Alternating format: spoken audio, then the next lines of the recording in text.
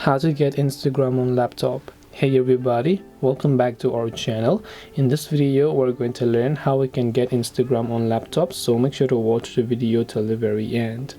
If you would like to get Instagram on laptop, it's actually quite very simple to do so.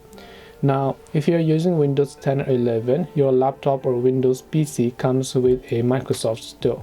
So if you open up your Microsoft Store and then you just open up the search bar and then search for Instagram, you'll find the first Instagram application on the list. So you can go ahead and simply select that Instagram app.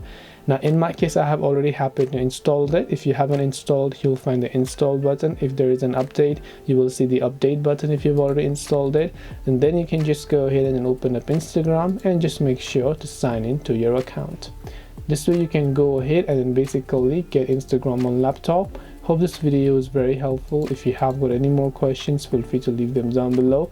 Thank you for watching till the very end of this tutorial, and see you soon in the next video.